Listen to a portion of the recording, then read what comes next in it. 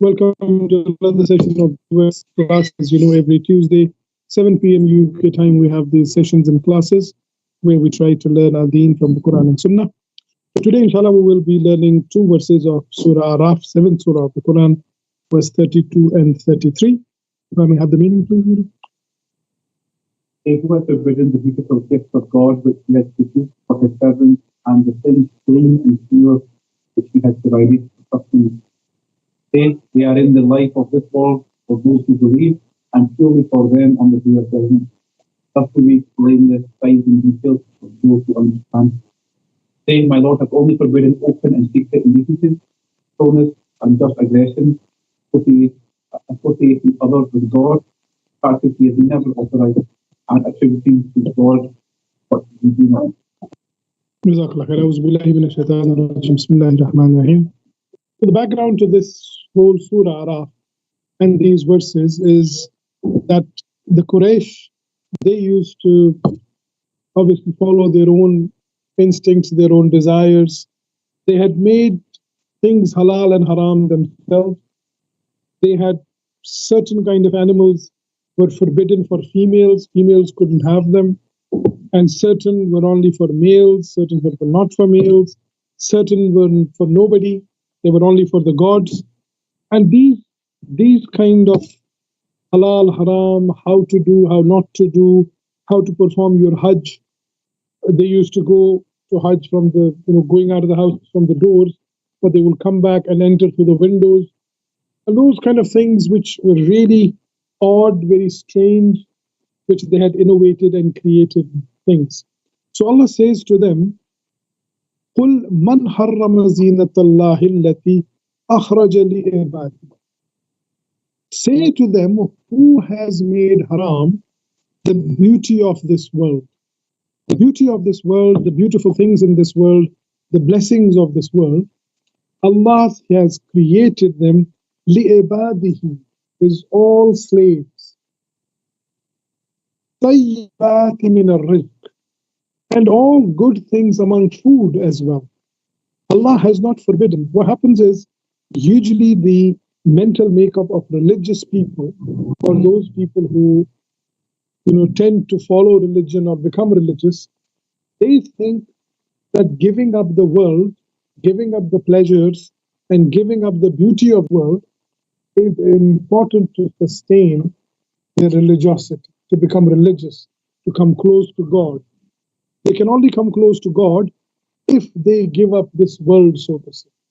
So Quran in this ayah forever has clarified this issue. Kul man harrama. It's not just used that it is not haram. The way Allah has presented it is who has the audacity, who has this cheek, so to say, to make things haram when Allah has created these things for His people. He has created these beautiful things. Every beauty, every zinat is goodness in everything. Like, for example, whether that is food, your clothing, poetry, fine arts, everything comes in zinat. Zinat, jewelry, anything and everything which people use to beautify the world is called zinat. And Allah has used this word deliberately so that people do not think, oh, only certain foods. No, use the word zinat, which means all the beauties, all the subtleties of this world have been created by Allah. And Allah continues to say, قُلْ هِيَ لِلَّذِينَ آمَنُوا. Say to these people, these things are specifically for Muslims, specifically for believers. Non-believers are getting it as a bonus. Do not consider that this world is for non-Muslims.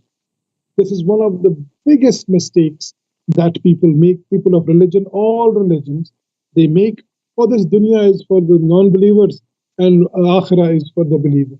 Allah says, no, that is not the case. Both these worlds are for the believers. In fact, the non-believers get the beauties of this world as a bonus because they were created for the believers. And Allah says, okay, you can also get it. You will also get it as a blessing of the believers being there, as a blessing that believers are having it specifically. And khalisatan yawm al-qiyamah. And on the day of judgment, they will be the only ones who will enjoy these goods, because non-believers will not get any part in the hereafter. So, خالصة يوم القيامة, but on the day of judgment, the believers will be the only ones to enjoy this. كذلك نفصل الآيات لقوم يعلمون. Allah says, but this is how I do tafsir.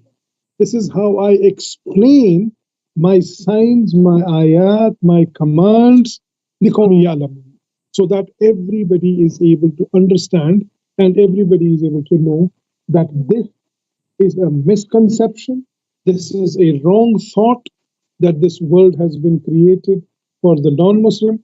It is absolutely wrong. Quran says it has been created for the Muslim. Non-Muslims get it as a benefit of Muslims. This is not being created for them otherwise. So now the question is, if all of this world has been created for the Muslims, so what is haram then? If everything is halal, then what is haram?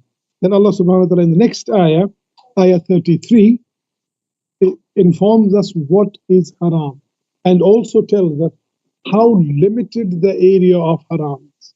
You see, when you read both these ayahs in conjunction, ayah 32 and 33 of Surah Ahraf, it mentions first, it clarifies that this idea of everything is haram and only few things are halal is an alien concept to Islam.